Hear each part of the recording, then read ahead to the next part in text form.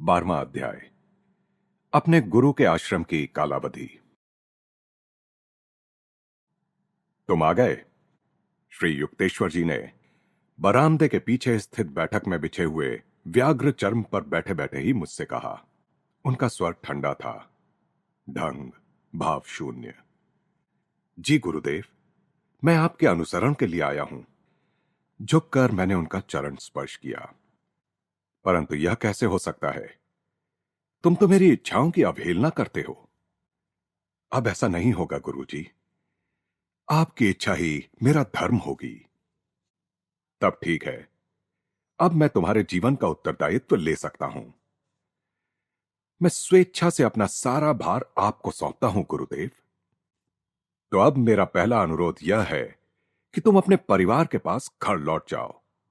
मैं चाहता हूं कि तुम कोलकाता जाकर कॉलेज में प्रवेश ले लो। तुम्हारी आगे की पढ़ाई चलती रहनी चाहिए। ठीक है गुरुदेव। मैंने अपनी व्याकुलता को छिपा लिया। क्या ये जिद्दी पुस्तकें वर्षों तक मेरा पीछा नहीं छोड़ेंगी? पहले पिताजी, अब श्री युक्तेश्वर जी। किसी दिन तुम्हें पाश्चात्य जगत में जाना होगा। वहां के लोग भारत के प्राचीन ज्ञान के प्रति अधिक ग्रहणशील होंगे यदि अपरिचित हिंदू गुरु के पास विश्वविद्यालय की डिग्री होगी। आप बेहतर जानते हैं गुरुजी। मेरी उदासी छंट गई। पाश्चात्य जगत का उल्लेख मुझे कुछ उलझनकारी, अगोचर सा लगा। परंतु इस समय गुरुदेव को अपने आज्ञा पालन से प्रसन्न करने के अवसर का तत्काल उपयोग करना अत्यावश्यक था। तुम कोलकाता में पास ही रहोगे। जब भी तुम्हें समय मिले यहां आ जाना। संभव हुआ तो प्रतिदिन आऊंगा गुरुदेव। अपने जीवन के प्रत्येक पहलू पर मैं आपका अधिकार कृतज्ञतापूर्वक स्वीकार करता हूं, केवल एक शर्त पर। क्या? कि आप मुझे भगवत साक्षात्कार कराने का वचन दें। 1 घंटे तक वाग युद्ध चलता रहा। गुरुवचन मिथ्या नहीं हो सकता, वह सहज भी नहीं दिया जा सकता। इस वचन में निहित संभावनाएं हैं। इससे पहले कि एक गुरु ईश्वर को प्रकट होने के लिए बाध्य करे, उसका ईश्वर के साथ घनिष्ठ संबंध होना आवश्यक है।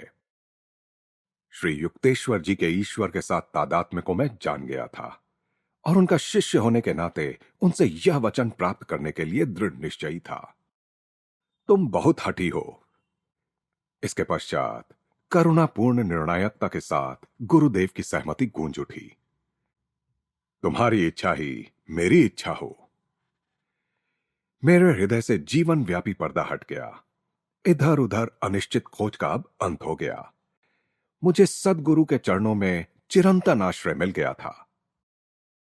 आओ, मैं तुम्हें आश्रम दिखाता हूं। गुरुदेव अपने व्याघ्र चर्म के आसन से उठे।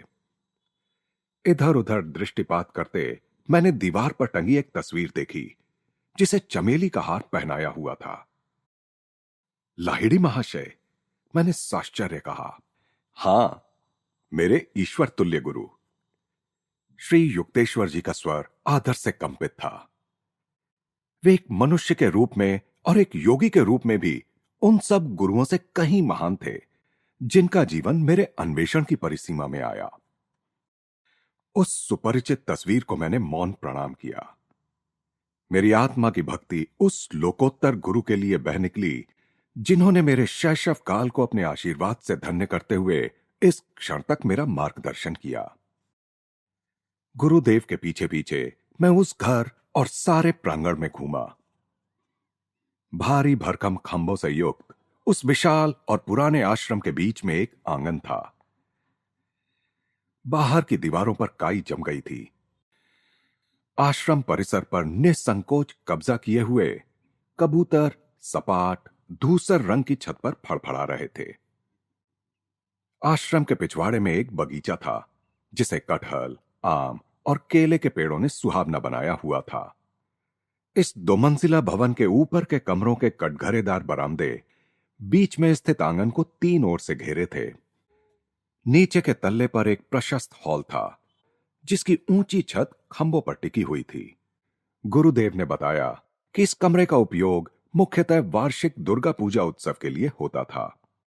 श्री युक्तेश्वर जी के बैठक कक्ष में जाने के लिए एक संकरी सीढ़ी थी। इस कक्ष की छोटी सी बालकनी से सड़क दिखती थी। आश्रम में साज सामान साधारण ही था। हर चीज अत्यंत सादी, स्वच्छ और उपयोगी थी। कई पाश्चात्य पद्धति की कुर्सियां, बेंच और मेजें भी दिखाई दे रही थीं। गुरुदेव ने मुझे रात को वहीं रहने के लिए निमंत्रित किया। आश्रम में शिक्षा ग्रहण कर रहे दो लड़कों ने रात को भोजन के लिए रसेदार सब्जी परोसी। गुरुजी, कृपया अपने जीवन के विषय में कुछ बताइए। मैं उनके व्याघ्र चर्म के पास एक चटाई पर बैठा था। बरामदे के बाहर दिखाई पड़ने वाले मैत्रीपूर्ण तारे अत्यंत समीप लग रहे थे। मेरा पारिवारिक नाम प्रियनाथ कड़ार था। मेरा जन्म यहीं श्रीरामपुर में हुआ था, जहां मेरे पिताजी एक धनवान व्यापारी थे। वे ही यह पैतृक मकान छोड़ गए जो अब मेरा आश्रम है। मेरी स्कूली पढ़ाई बहुत कम हुई। मुझे वह धीमी और उथली प्रतीत होती थी। युवावस्था के आरंभ में मैंने गृहस्थ धर्म का उत्तरदायित्व स्वीकार कर लिया और मेरी एक बेटी है जिसका विवाह हो चुका है। मेरा प्रौढ़ जीवन लाहिड़ी महाशय के मार्गदर्शन से धन्य हुआ। पत्नी की मृत्यु के पश्चात मैंने स्वामी परंपरा के अंतर्गत संन्यास ग्रहण कर लिया और मुझे नया नाम मिला श्री युक्तेश्वर। यही सरल मेरा वृत्तांत है। मेरे उत्सुक चेहरे को देखकर गुरुदेव मुस्कुराए। सभी जीवन वृतांतों की तरह उनके वृतांत ने भी उनका केवल बाह्य परिचय ही दिया, बिना आंतरिक पुरुष का परिचय दिए। गुरुजी, मुझे आपके बचपन की कुछ कहानियां सुनने की इच्छा है। कुछ कहानियां बताता हूं और प्रत्येक में निहित नैतिक शिक्षा भी। इस चेतावनी के साथ श्री युक्तेश्वर जी की आंखें हंसी की झलक में चमक उठीं। एक बार मेरी मां ने एक अंधेरे कमरे में भूत होने की डरावनी कहानी बताकर मुझे डराने की चेष्टा की। मैं तुरंत वहां गया और भूत को ना पाकर निराशा प्रकट की। उसके बाद मां ने मुझे कभी कोई डरावनी कहानी नहीं सुनाई। नैतिक शिक्षा, भय का सामना करो, तब वह तुम्हें सताना बंद कर देगा। बचपन की एक अन्य स्मृति है, एक पड़ोसी के भद्दे कुत्ते की मेरी चाह की। उस कुत्ते को पाने के लिए मैंने कई सप्ताह तक सारे घर को सिर पर उठा रखा था। उससे कहीं अधिक सुंदर अनेक कुत्तों के सारे प्रस्ताव जैसे मेरे कानों तक पहुंच ही नहीं पाते थे। नैतिक शिक्षा, मोह अंधा बना देता है। वह इच्छित वस्तु के चारों ओर आकर्षण के काल्पनिक माया जाल की रचना कर देता है। तीसरी कहानी किशोर मन की सुकुमारता से संबंधित है। मैं अपनी मां को कभी कभी यह कहते सुनता था कि जो मनुष्य किसी और के मातहत नौकरी स्वीकार कर लेता है वह दास है।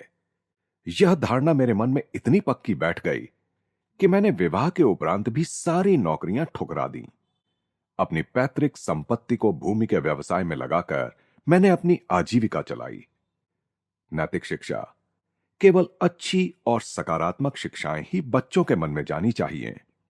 उनकी प्रारंभिक धारणाएं दीर्घकाल तक सुस्पष्ट बनी रहती हैं। गुरुदेव प्रशांत मौन में डूब गए। मध्य रात्रि के आसपास उन्होंने मुझे एक संकरी खाट सोने के लिए दी। अपने गुरु के आश्रम की छत के नीचे उस पहली रात नींद खूब गाढ़ी और मधुर थी। श्री युक्तेश्वर जी ने दूसरे दिन प्रातःकाल ही मुझे क्रिया योग की दीक्षा देने का निश्चय किया। इस प्रविधि की दीक्षा मुझे पहले ही लाहिड़ी महाशय के दो शिष्यों से मिल चुकी थी, पिताजी और मेरे शिक्षक स्वामी केवलानंद जी। परंतु गुरुदेव के पास रूपांतर करने की शक्ति थी। उनके स्पर्श मात्र से एक प्रचंड ज्योति मेरे संपूर्ण अस्तित्व पर छा गई, मानो करोड़ों सूर्य एक साथ उद्दीप्त हो उठे हों। एक अवर्णनीय आनंद की बाढ़ ने मेरे हृदय को अंतरतम कोने तक अभिभूत कर दिया।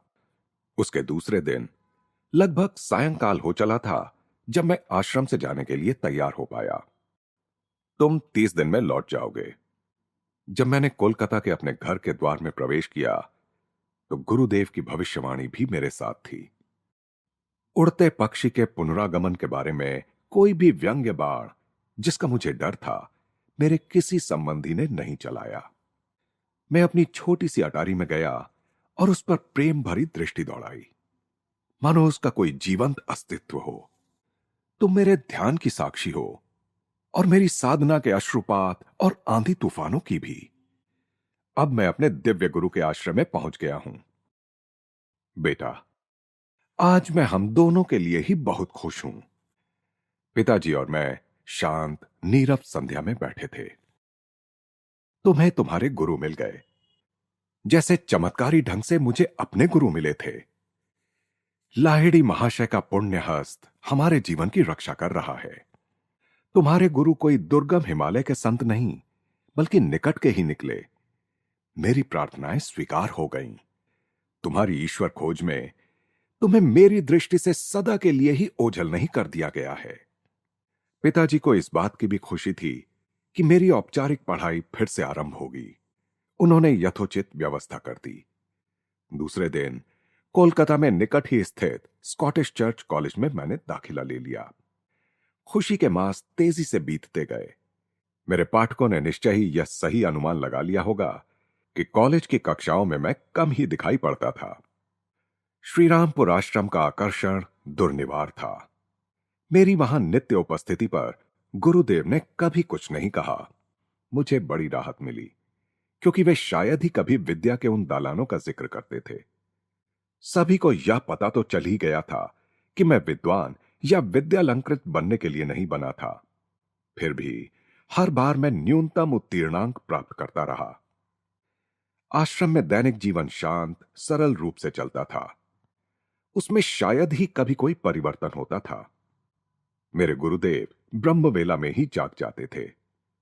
पड़े पड़े ही या कभी कभी बिस्तर पर बैठे हुए वे समाधि की अवस्था में प्रवेश कर जाते थे। गुरुदेव कब जागे यह पहचानना अत्यंत सरल था। जबरदस्त गर्जन करते खर्राटों का अकस्मात रुक जाना, एकाध दो दीर्घ निश्वास, कभी शरीर की कोई हलचल, फिर श्वास रहितता की निशब्द अवस्था, और वे गहरे समाधि आनंद में डूब जाते। इसके बाद नाश्ता नहीं होता था। पहले गंगा के किनारे किनारे लंबा भ्रमण होता था। मेरे गुरु के साथ वह प्रातःकालीन भ्रमण मेरी स्मृति में अभी भी कितने जीवंत और सुस्पष्ट हैं। स्मृति की सहज पुनरावृत्ति में मैं प्रायः अपने आप को उनके साथ पाता हूं। प्रातःकाल का सूर्य नदी को उष्ण कर रहा है और ज्ञान के अधिकार से ध्वनित होता उनका स्वर गूंज रहा है। स्नान और फिर मध्याह्न भोजन। गुरुदेव के दैनिक निर्देशानुसार भोजन तैयार करने का सतर्क कार्य तरुण शिष्यों का था। गुरुदेव शाकाहारी थे। संन्यास लेने से पूर्व वे अंडे और मछली खाते थे। शिष्यों के लिए उनका उपदेश यही रहता था कि अपनी शरीर प्रकृति के अनुसार कोई भी सादा आहार लें। गुरुदेव बहुत कम खाते थे। प्रायः हल्दी या चुकंदर अथवा पालक के रस में बने चावल और इस पर थोड़ा भैंस का घी या पिघला हुआ मक्खन, या किसी दिन केवल मसूर दाल या पनीर की रसेदार सब्जी और उसके साथ कोई तरकारी। भोजन के अंत में वे चावल की खीर के साथ आम, संतरा या फिर कटहल का रस लेते। अपराह्न में दर्शनार्थी आया करते। एक अविरत धारा बाह्य संसार से शांत आश्रम के भीतर बहती रहती। गुरुदेव सभी आने वालों के साथ प्रेम और सौजन्यपूर्ण व्यवहार करते थे। एक सद्गुरु जिसने अपने आप को देह या अहम नहीं बल्कि सर्वव्यापी आत्मा के रूप में पहचान लिया हो, सभी मनुष्यों में एक अद्भुत समानता देखता है। संतों की निष्पक्षता ज्ञान में स्थापित होती है।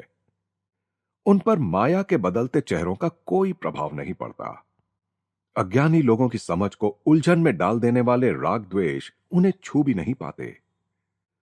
श्री युक्तेश्वर जी ऐसे लोगों को कोई पृथक महत्व नहीं देते थे जो सत्ताधारी, शक्तिशाली, धनी या विशेष उपलब्धि प्राप्त हों। ना ही वे कभी किसी की गरीबी या अनपढ़ता के कारण उपेक्षा करते थे। किसी बच्चे के मुंह से भी वे ज्ञान के वचन आदर पूर्वक सुनते और अवसर पड़ने पर किसी दम्भी पंडित की खुले रूप से उपेक्षा करते। 8 बजे रात्रि भोजन का समय था, जिसमें कभी कभी देर तक ठहरे हुए अतिथि भी सम्मिलित होते। गुरुदेव अकेले भोजन करने नहीं बैठते थे। कोई भी उनके आश्रम से भूखा या अतृप्त नहीं लौटता था। श्री युक्तेश्वर जी अतिथियों के अप्रत्याशित आगमन से न ही कभी घबराते थे, न ही कभी व्यग्र होते थे। उनके युक्तिपूर्ण मार्गदर्शन में शिष्यों द्वारा बनाया गया अल्प भोजन भी महाभोज प्रतीत होता था। परंतु साथ ही वे मितव्ययी भी थे और अपनी थोड़ी सी पूंजी से बहुत कुछ कर लेते थे। वे प्रायः कहते थे, अपनी जेब की सीमा में संतुष्ट रहो। फिजूल खर्ची तुम्हारे लिए अशांति पैदा करेगी। चाहे आश्रम में आतिथ्य सत्कार का कार्य हो, या भवन निर्माण या मरम्मत का, या कोई भी अन्य व्यावहारिक कार्य हो, हर कार्य की छोटी से छोटी बातों में गुरुदेव सृजनात्मक मौलिकता का परिचय देते। सायंकाल के शांत समय में प्रायः गुरुदेव प्रवचन करते। अक्षय रत्न भंडार। उनका प्रत्येक शब्द ज्ञान से तराशा होता था। एक अलौकिक आत्मविश्वास उनके निरूपण में झलकता था। उनका निरूपण अद्वितीय होता था। उनकी तरह बोलने वाला मैंने कभी कोई नहीं देखा। अपने विचारों को शब्दों का परिधान पहनाने से पहले वे उन्हें विवेक के नाजुक तराजू में तौलते थे। सत्य का मूल तत्व सर्वव्यापक भौतिक रूप में भी विद्यमान उनसे आत्मा के सौरभ की तरह निःसृत होता था। मुझे सदा इस बात का आभास था कि मैं भगवान के जीवंत विग्रह के सानिध्य में हूं। उनकी दिव्यता का भार अपने आप मेरे मस्तक को उनके सामने नत कर देता था। यदि अतिथि यह भाप जाते कि श्री युक्तेश्वर जी अनंत ईश्वर में मग्न हो रहे हैं, तो गुरुदेव तुरंत उनके साथ वार्तालाप शुरू कर देते। किसी प्रकार का प्रदर्शन करना या अपनी आंतरिक मग्नता की शेखी मारना उन्हें नहीं आता था। ईश्वर के साथ सदा एक रूप उन्हें ध्यान के लिए अलग से समय निकालने की आवश्यकता नहीं थी। आत्मज्ञानी सिद्धों ने ध्यान की सीढ़ी को पहले ही पीछे छोड़ दिया होता है। फल आने पर फूल अपने आप झड़ जाता है, परंतु शिष्यों के लिए उदाहरण स्थापित करने के लिए संतजन प्रायः साधना भजन आदि बाह्य साधनों में जुटे रहते हैं। मध्य रात्रि होते होते मेरे गुरुदेव प्रायः बाल सुलभ सहजता के साथ निद्राधीन हो जाते। बिस्तर आदि का कोई महत्व नहीं होता। प्रायः वे बिना किसी तकिए के भी एक संकीर्ण मेज पर सो जाते, जो उनके प्रचलित व्याघ्र चर्म आसन के पीछे रखी होती थी। तत्व ज्ञान की चर्चा में पूरी रात कट जाना असामान्य नहीं था। अपनी जिज्ञासा की तीव्रता से कोई भी शिष्य ऐसी चर्चा को आरंभ करा सकता था।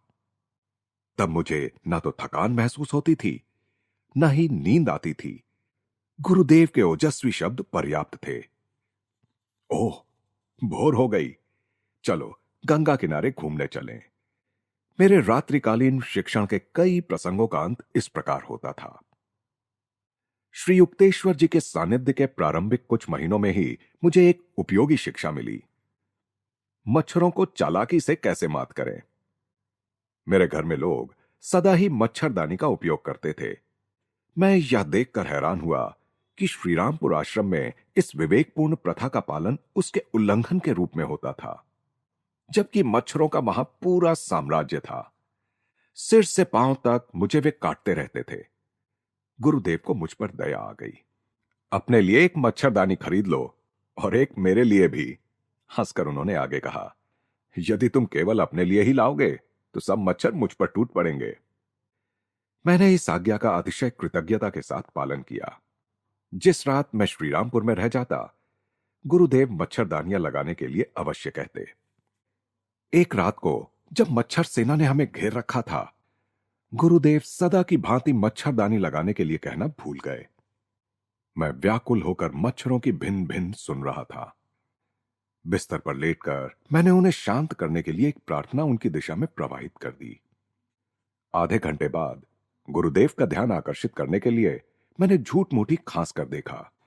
मुझे लग रहा था जैसे मच्छरों के दंश से और खासकर उनके रक्त पिपासु उत्सव मनाती गुनगुनाहट से मैं पागल हो जाऊंगा। गुरुदेव की ओर से कोई प्रतिक्रियात्मक हलचल नहीं। मैं सतर्कतापूर्वक उनके समीप गया। उनका श्वास नहीं चल रहा था। उन्हें इतने निकट से समाधि अवस्था में देखने का यह मेरा पहला अवसर था। इससे मैं भयभीत हो उठा। इनका हार्ट फेल तो नहीं हो गया? मैंने उनकी नाक के नीचे एक आईना रखा। उस पर श्वास की भाप नहीं पड़ी। पूर्णतया सुनिश्चित करने के लिए मैंने कई मिनटों तक उनका मुंह और नाक अपनी उंगलियों से बंद करके रखे। उनकी देह ठंडी और निश्चल थी। किन कर्तव्य विमूढ़ होकर मैं लोगों को बुलाने के लिए दरवाजे की ओर मुड़ा। अच्छा, एक उभरता हुआ प्रयोगकर्ता। मेरी बेचारी नाक। गुरुदेव का स्वर हास्य कंपित था। तुम सोते क्यों नहीं? क्या तुम्हारे लिए सारी दुनिया बदल जाएगी? अपने आप को बदलो।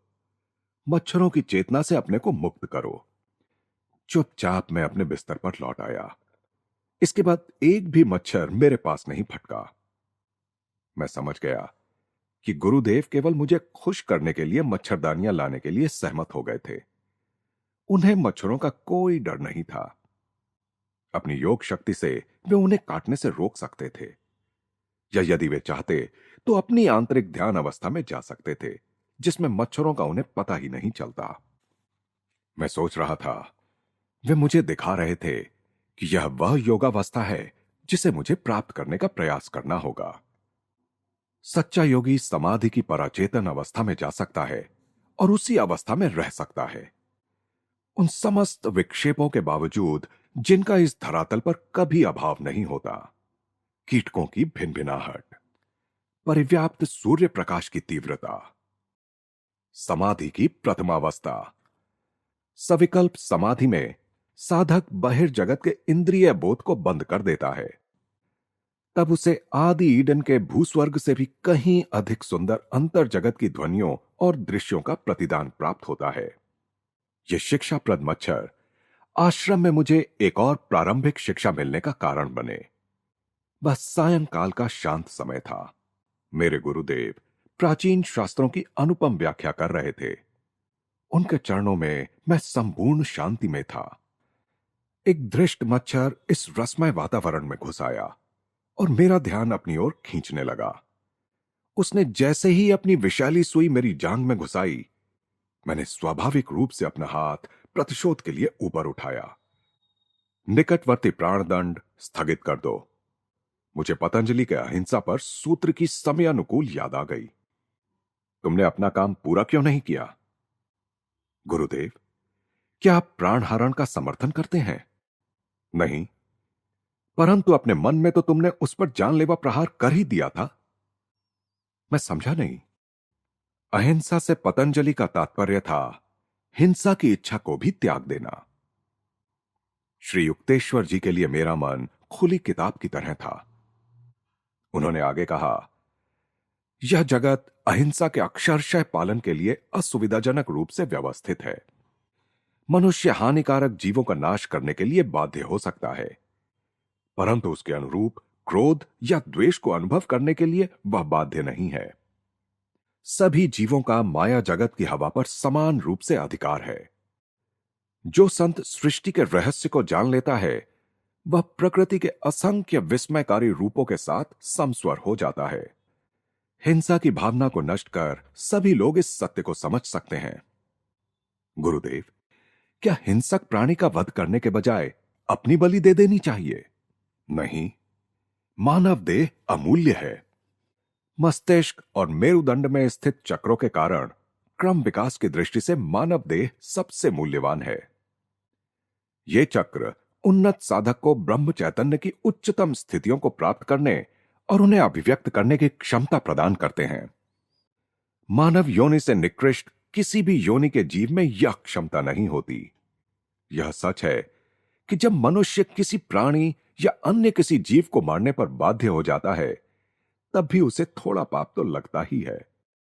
परंतु पवित्र शास्त्र कहते हैं कि मानव शरीर का व्यर्थ में नाश कर्म सिद्धांत के नियमों का गंभीर उल्लंघन है। मैंने राहत की सांस ली। सहजात प्रवृत्तियों को शास्त्र मत का भी आधार मिलना, यह बात हमेशा तो नहीं होती। जहां तक मुझे ज्ञात है, गुरुदेव का कभी किसी बाघ या चीते से सामना नहीं हुआ, परंतु एक अत्यंत विषैले नाग से उनका पाला पड़ा था और उस नाग को उन्होंने अपने प्रेम से वश में किया था। यह घटना पुरी में हुई थी। जहां गुरुदेव का समुद्र तट पर आश्रम था। गुरुदेव के जीवन के उत्तर काल में उनका शिष्य बना प्रफुल्ल नाम का एक लड़का उस समय उनके साथ था। हम आश्रम के पास बाहर बैठे थे। प्रफुल्ल ने मुझे बताया, 4 फुट लंबा आतंक का मूर्तिमान रूप एक नाग पास ही निकला। क्रोध से फन फैलाकर वह तेजी से हमारी ही ओर आ रहा था। गुरुदेव उसे देखकर ऐसे मुस्कुराए जैसे किसी बच्चे को मुस्कुराकर अपने पास बुला रहे हों। श्री युक्तेश्वर जी को हाथों से लयबद्ध ताल देते देखकर मैं भयभीत हो उठा। वे उस भयावह आगंतुक का स्वागत कर रहे थे। मैं मन ही मन भगवान से उत्कट प्रार्थना करता हुआ चुपचाप खड़ा रहा। नाग गुरुदेव के अत्यंत निकट पहुंच गया था, पर अब वह निश्चल हो गया। ऐसा प्रतीत हो रहा था कि उनके प्यार से पुचकारने का ढंग देखकर वह सम्मोहित हो गया था। वह भयानक फन धीरे धीरे सिकुड़ गया। नाग गुरुदेव के पांव के बीच में से होकर झाड़ी में अदृश्य हो गया।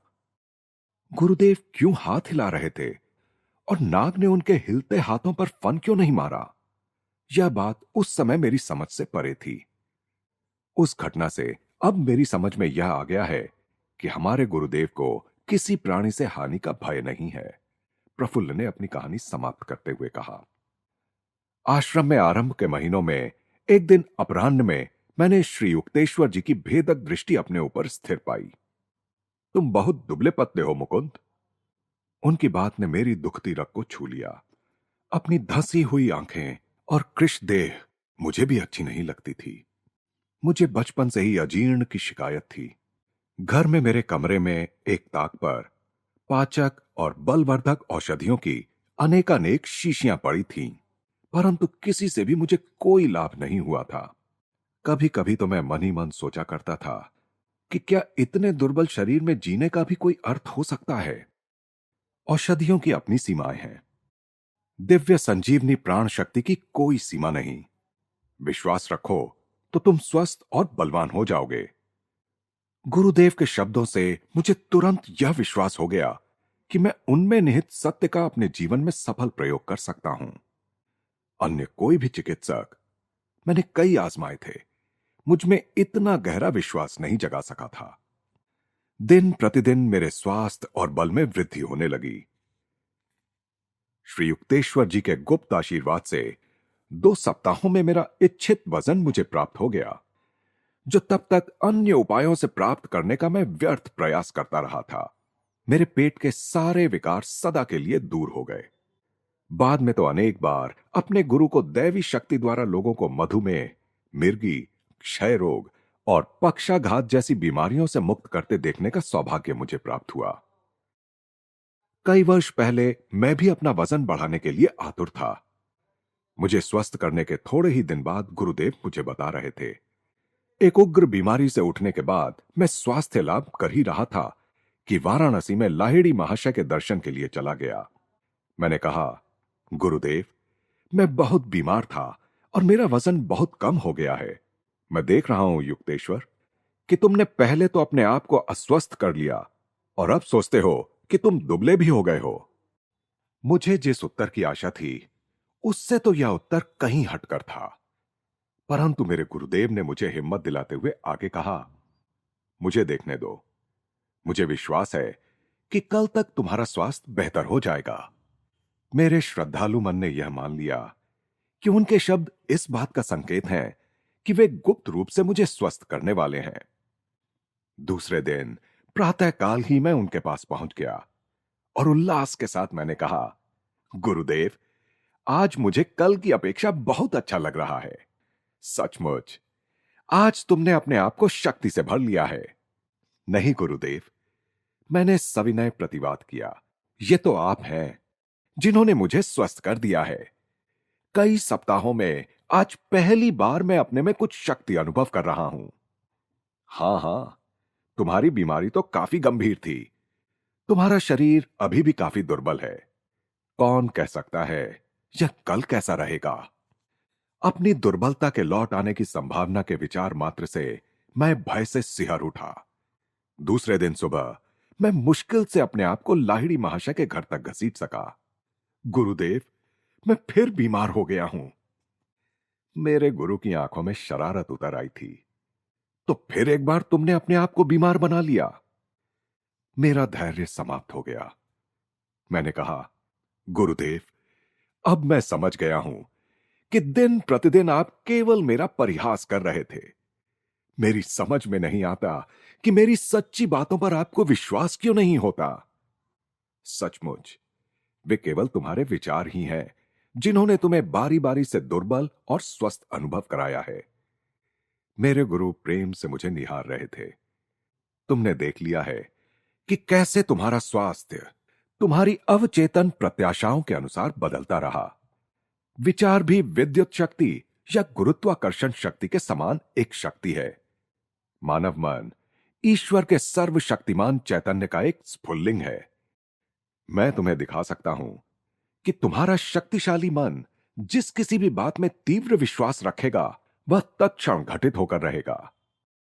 यह जानते हुए कि लाहिड़ी महाशय कभी व्यर्थ बात नहीं करते, मैंने श्रद्धा और कृतज्ञता से भाव विभोर होकर उनसे कहा, गुरुदेव, यदि मैं सोचूं कि मैं स्वस्थ हूं और मेरा वजन पूर्ववत हो गया है, तो क्या ऐसा हो जाएगा? इसी क्षण भी ऐसा ही है। मेरी आंखों में एकाग्रता पूर्वक देखते हुए गुरुदेव ने गंभीरता से कहा। मैंने तत्क्षण न केवल अपनी शक्ति में बल्कि वजन में भी वृद्धि अनुभव की। लाहिड़ी महाशय पुनः अपने मौन में खो गए। उनके चरणों में कुछ घंटे बैठने के बाद मैं अपनी मां के घर लौटा, जहां काशी जाने पर मैं रुकता था। बेटे, तुम्हें क्या हो गया है? जलशोथ की बीमारी से क्या तुम्हारा शरीर फूल रहा है? मां को अपनी आंखों पर विश्वास नहीं हो रहा था।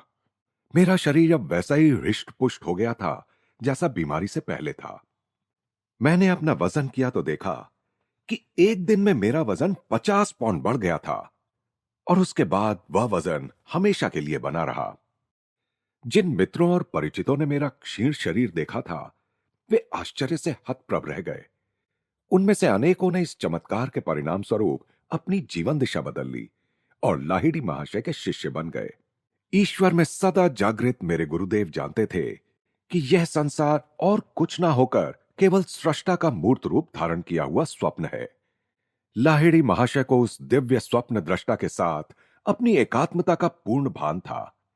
इसलिए वे दृश्य जगत के स्वप्नाणुओं को प्रकट करने या लुप्त करने या उनमें अपनी इच्छानुसार कोई भी परिवर्तन करने में समर्थ थे। अंत में श्री युक्तेश्वर जी ने कहा, संपूर्ण सृष्टि विधि नियम के अधीन है। बाह्य सृष्टि में कार्यरत नियम जिनकी खोज वैज्ञानिक कर सकते हैं, प्राकृतिक नियम कहलाते हैं।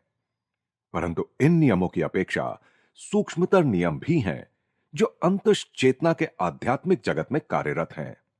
इन नियम सिद्धांतों को योग के द्वारा जाना जा सकता है। पदार्थ जगत के सच्चे स्वरूप को पदार्थ विज्ञानी नहीं बल्कि आत्मज्ञानी सिद्ध ही वास्तव में समझता है। इस प्रकार के ज्ञान द्वारा ही ईसा मसीह ने उस नौकर के कान को पुनः जोड़ दिया था जिसे उनके एक शिष्य ने काट डाला था। श्री युक्तेश्वर जी शास्त्रों की अद्वितीय व्याख्या करते थे। मेरी अनेक सबसे सुखद स्मृतियां उनके प्रवचनों के साथ जुड़ी हुई हैं। परंतु वे अपने विचार रत्न अवधानता और मूर्ता की राख में कभी नहीं फेंकते थे। मेरे शरीर की थोड़ी सी भी बेचैन हलचल या ध्यान की थोड़ी सी भी अवधानता गुरुदेव की शास्त्र व्याख्या को तत्क्षण बंद कराने के लिए काफी थी। तुम यहां नहीं हो। एक दिन अपराह्न श्री युक्तेश्वर जी ने यह टिप्पणी करते हुए अपना वाक प्रवाह खंडित कर दिया। सदा की भांति वे मेरे मनोयोग का निर्ममता से ध्यान रख रहे थे। गुरुजी, मेरे स्वर में विरोध स्पष्ट था। मैं जरा भी नहीं हिला, मेरी पलकें भी नहीं हिली।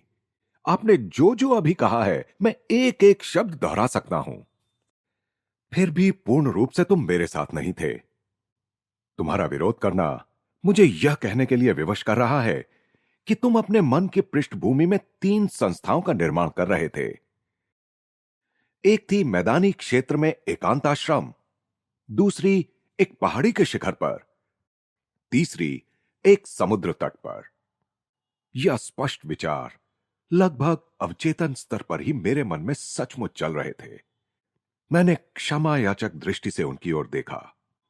ऐसे गुरु के साथ मैं कर ही क्या सकता हूं, जो यदा कदा अचानक मेरे मन में उठने वाले विचारों को भी पकड़ लेते हैं। तुमने स्वयं ही वह अधिकार मुझे दिया है। मैं जिन सूक्ष्म तत्वों को समझा रहा हूं, उन्हें तुम पूर्ण मनोयोग के बिना नहीं समझ सकते। जब तक आवश्यक ना हो, मैं दूसरों के मन के एकांत में नहीं झांकता। मनुष्य को अपने विचारों में गुप्त रूप से विचरण करने का स्वाभाविक अधिकार है। बिन बुलाए तो भगवान भी वहां प्रवेश नहीं करते, न ही मैं वहां हिम्मत कर सकता हूं। आपका सदा स्वागत है गुरुदेव। तुम्हारे ये वास्तु स्वप्न बाद में साकार होंगे, अभी केवल अध्ययन का समय है। इस प्रकार मेरे गुरु ने प्रसंगवश ही अपने सहज ढंग में मेरे जीवन में आने वाली 3 महत्वपूर्ण घटनाओं का अपना पूर्व ज्ञान प्रदर्शित कर दिया। किशोरावस्था के प्रारंभ से ही मुझे 3 इमारतों की रहस्यमय झांकियां मिलती थीं, जिनमें से प्रत्येक इमारत अलग अलग परिदृश्य में दिखती थी। श्री युक्तेश्वर जी ने जिस क्रम में बताया था, ठीक उसी क्रम में इन 3 दृश्यों ने साकार रूप धारण किया। सर्वप्रथम रांची के एक मैदानी क्षेत्र में मेरे द्वारा स्थापित बालकों के लिए योग विद्यालय की स्थापना। फिर लॉस एंजलिस में एक पहाड़ी पर मेरा अमेरिकी मुख्यालय। और उसके बाद विशाल प्रशांत महासागर के तट पर कैलिफोर्निया के एंसिनीटस में एक आश्रम। गुरुदेव कभी गर्व के साथ ऐसा नहीं कहते थे कि मैं भविष्यवाणी करता हूं कि अमुक अमुक घटना घटेगी, बल्कि वे संकेत मात्र देते। तुम्हें नहीं लगता कि ऐसा हो सकता है? परंतु उनके सादे वक्तव्यों के पीछे भविष्य दृष्टा की शक्ति छिपी रहती थी। वे एक बार कही हुई बात को कभी वापस नहीं लेते थे, ना उसमें कभी कोई परिवर्तन करते थे। उनकी किंचित ढकी हुई भविष्यवाणी कभी मिथ्या सिद्ध नहीं हुई।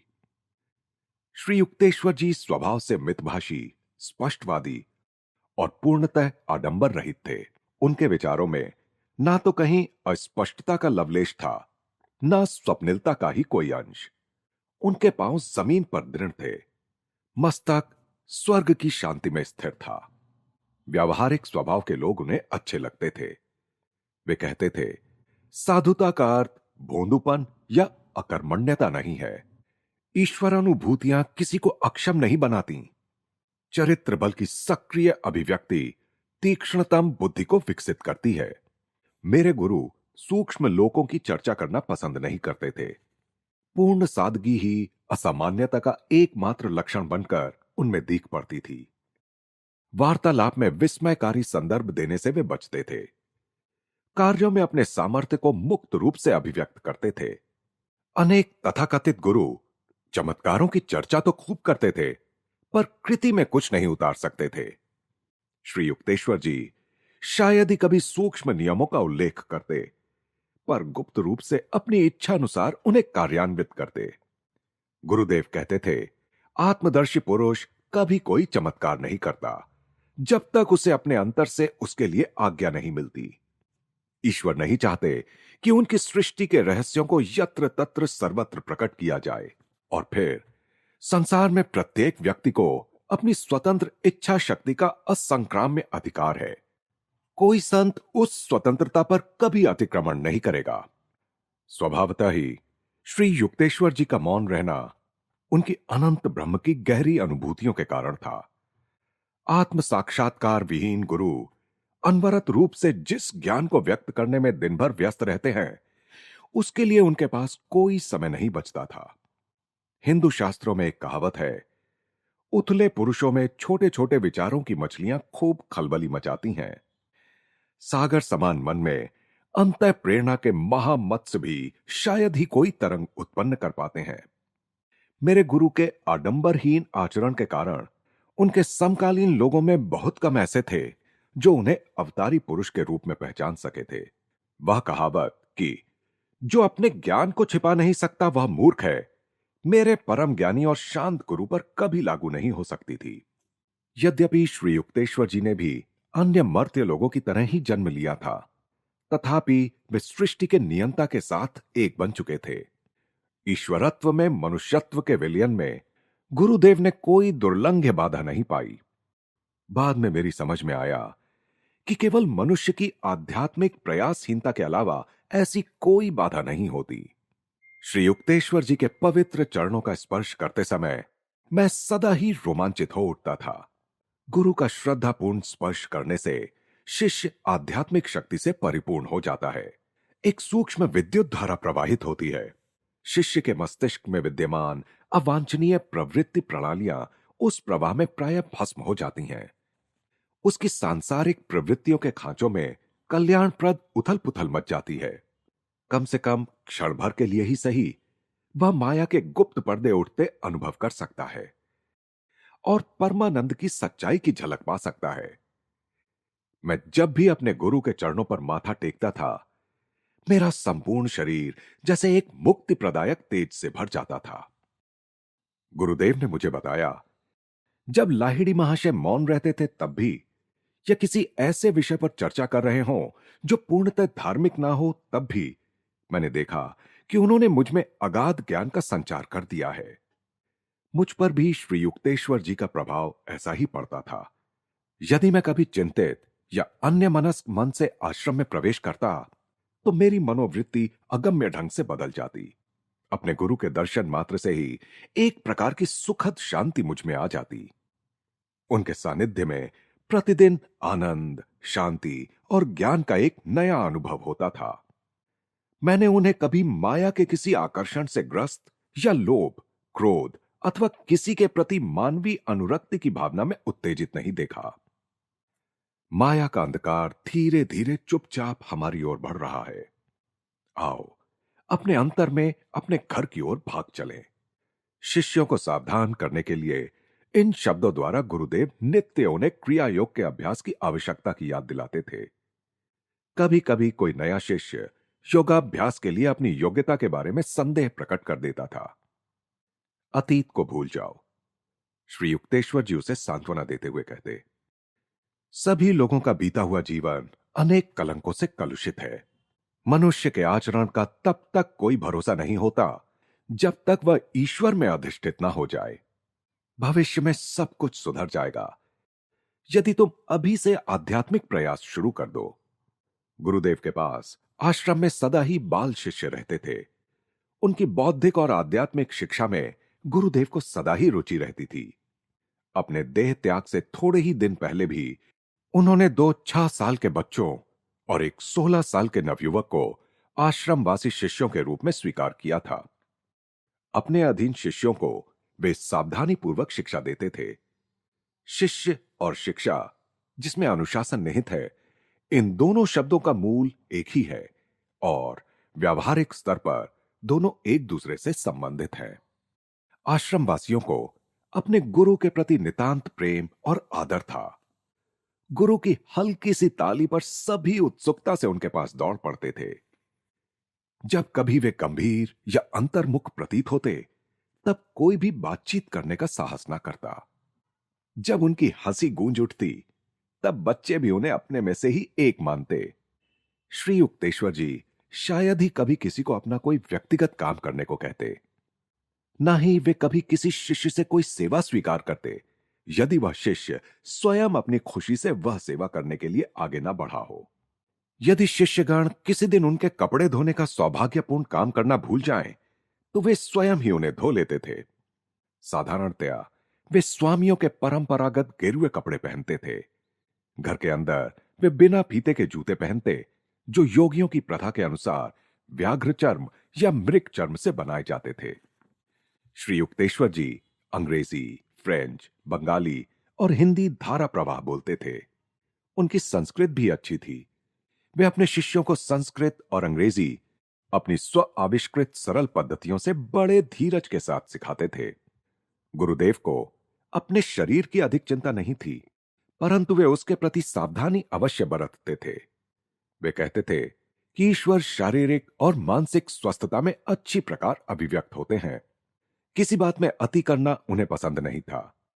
एक शिष्य को, जो दीर्घ काल तक उपवास करना चाहता था, मेरे गुरु ने हंसते हुए कहा, कुत्ते को हड्डी क्यों ना डाल दी जाए। गुरुदेव देह शुद्धि की आदर्श प्राकृतिक प्रणाली के रूप में उपवास की उपयोगिता को मानते थे, पर उक्त शिष्य अपने शरीर को लेकर कुछ ज्यादा ही चिंतित था। श्री युक्तेश्वर जी का स्वास्थ्य उत्तम था। मैंने कभी उन्हें अस्वस्थ नहीं देखा। जग प्रथा का मान रखने के लिए वे अपने शिष्यों को, यदि वे चाहें, तो डॉक्टर के पास जाने देते थे। वे कहते थे, डॉक्टरों को भौतिक पदार्थों के लिए निर्धारित ईश्वरीय नियमों के अनुसार अपना चिकित्सा कार्य करना चाहिए, पर वे मानसिक शक्ति के द्वारा रोग निवारण की पद्धति को श्रेष्ठ मानते थे और प्रायः कहते थे, ज्ञान ही सबसे बड़ा परिष्कारक है।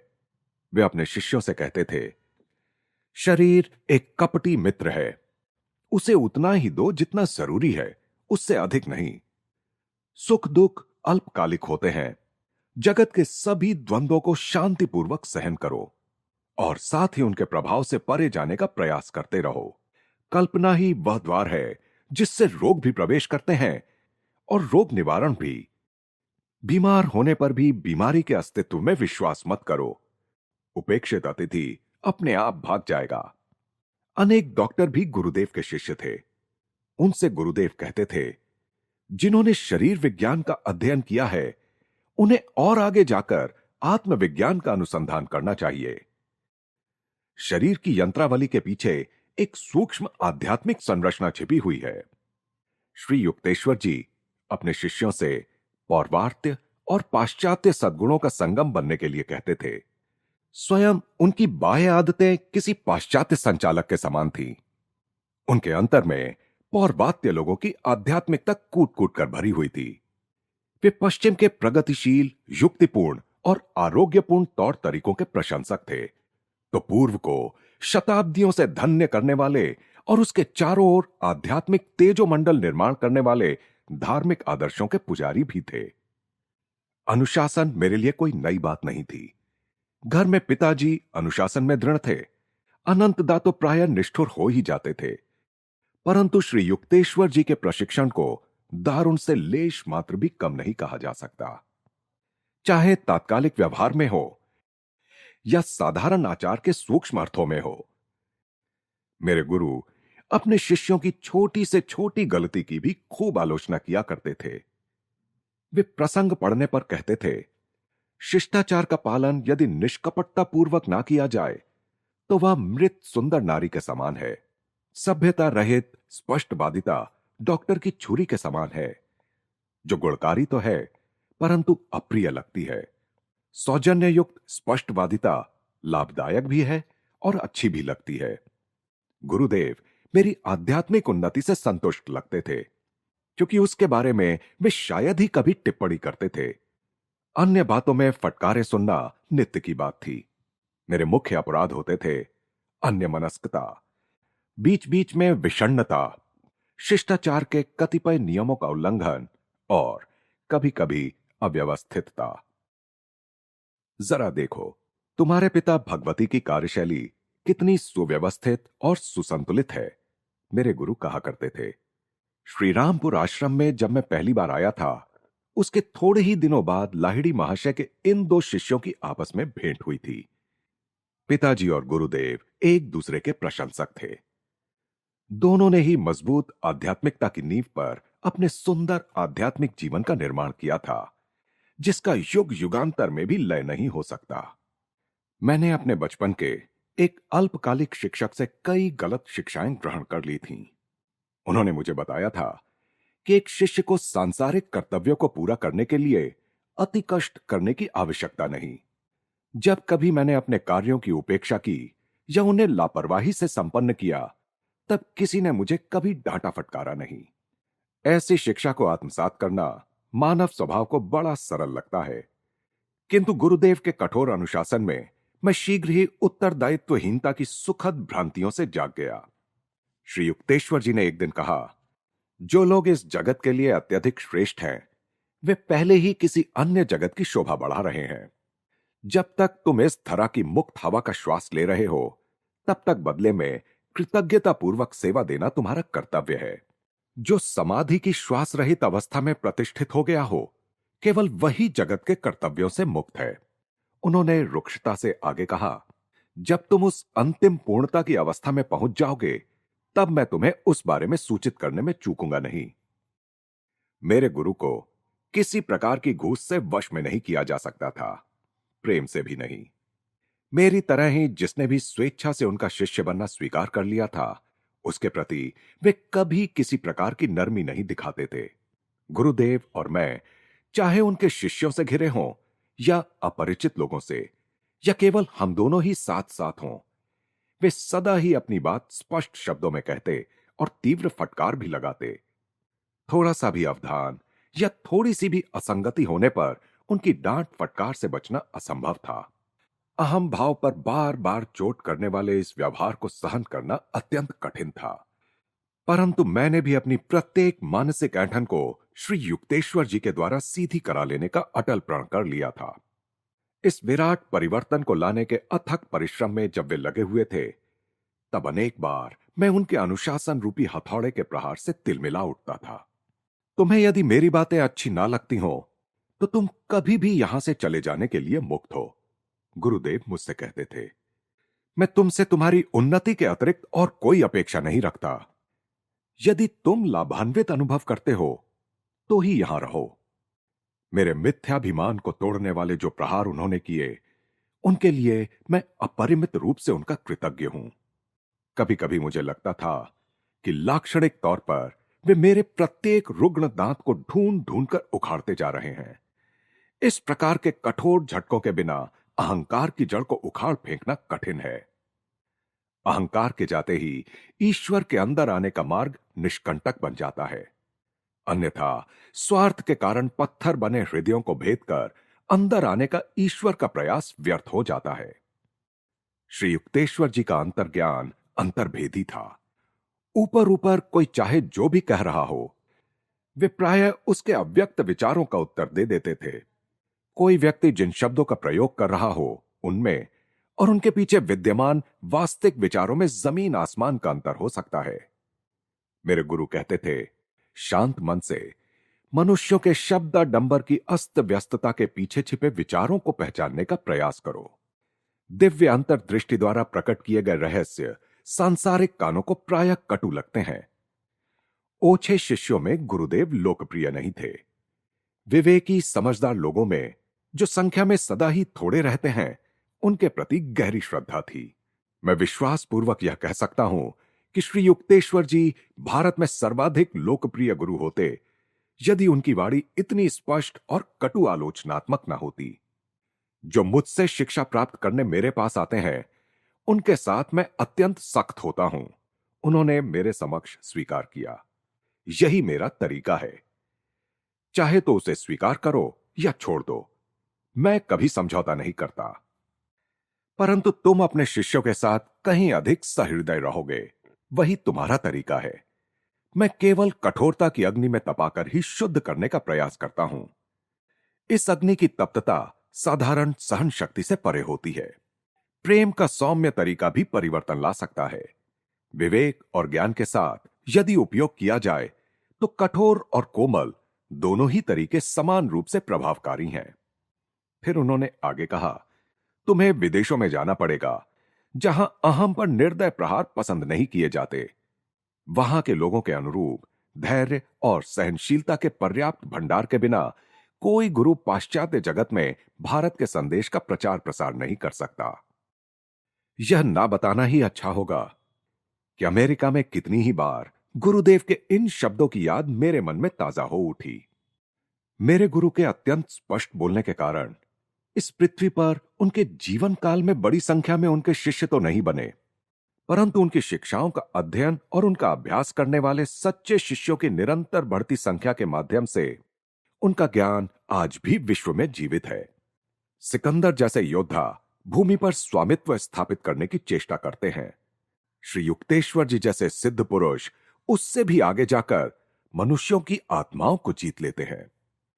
गुरुदेव की यह रीत थी कि वे अपने शिष्यों की साधारण नगण्य त्रुटियों को भी एक प्रकार की अर्थगर्भित गंभीरता के साथ बताते थे। एक दिन श्री युक्तेश्वर जी का दर्शन करने मेरे पिताजी श्रीरामपुर आए। पिताजी को संभवतः यह आशा थी कि उन्हें मेरी प्रशंसा सुनने को मिलेगी। मेरी त्रुटियों का लंबा वर्णन सुनकर वे स्तब्ध रह गए। वे तेजी से मुझसे मिलने आए। तुम्हारे गुरु की बातें सुनकर तो मुझे लगता है कि तुम पूरे चौपट हो गए हो। पिताजी की अवस्था हंसने और रोने के बीच की थी।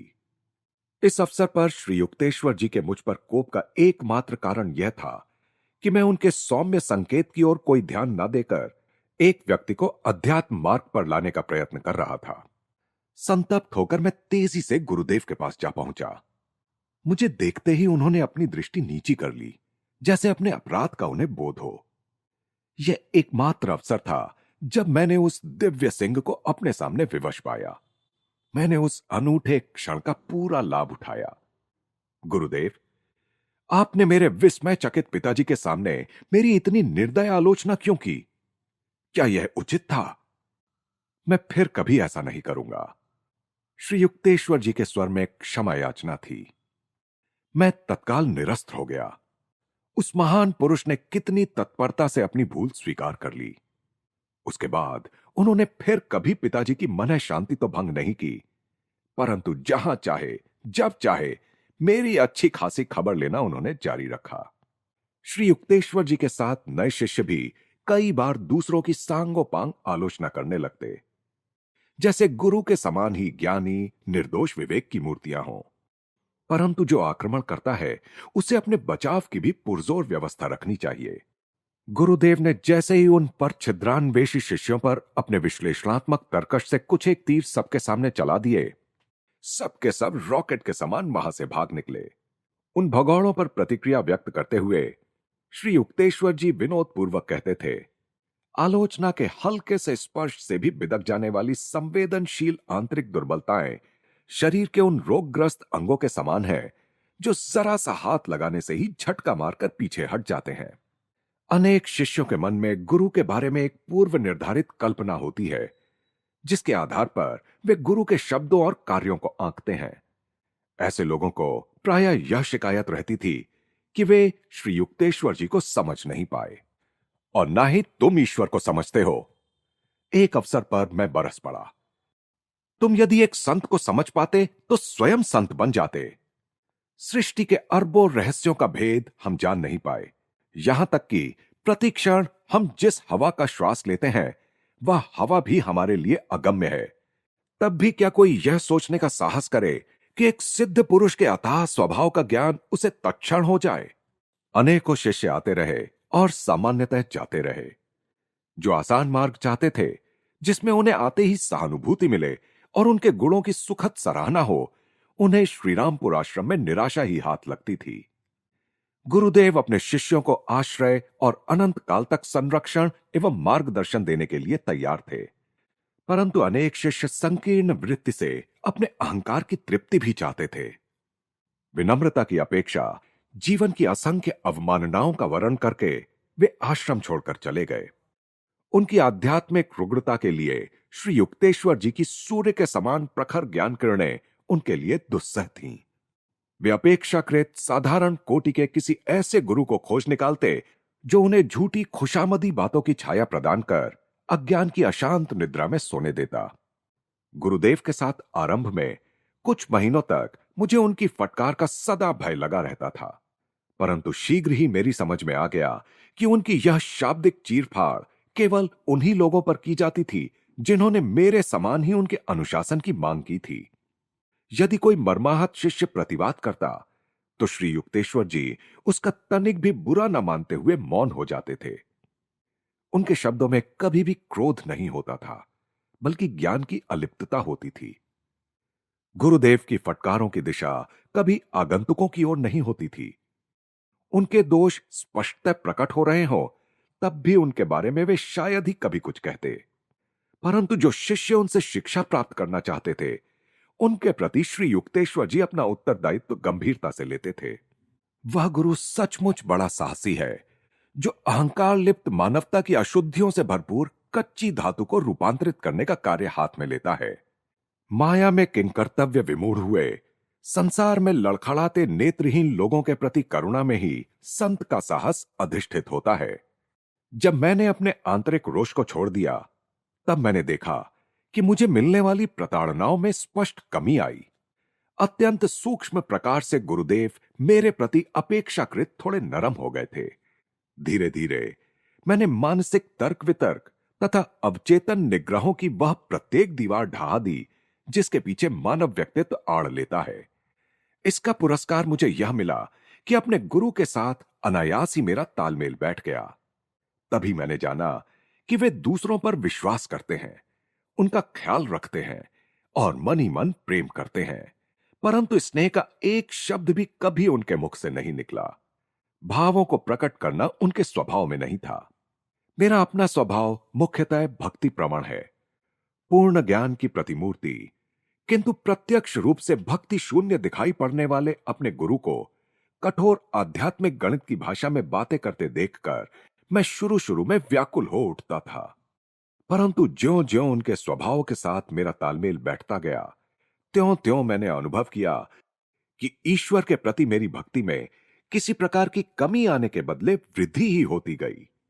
आत्म साक्षात्कारी गुरु अपने विभिन्न शिष्यों का उनकी प्रकृतियों के झुकाव के अनुसार मार्गदर्शन करने में पूर्ण समर्थ होते हैं। श्री युक्तेश्वर जी के साथ मेरा संबंध कुछ ऐसा था कि उसमें शब्दों का प्रयोग बहुत कम होता था, और फिर भी आंतरिक स्तर पर धारा प्रवाह संवाद चलता रहता था।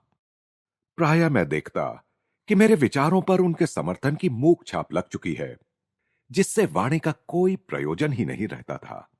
उनके चरणों में चुपचाप बैठा मैं अनुभव करता था कि उनकी असीम कृपा शांतिपूर्वक मेरे सारे अस्तित्व पर वर्षा कर रही है।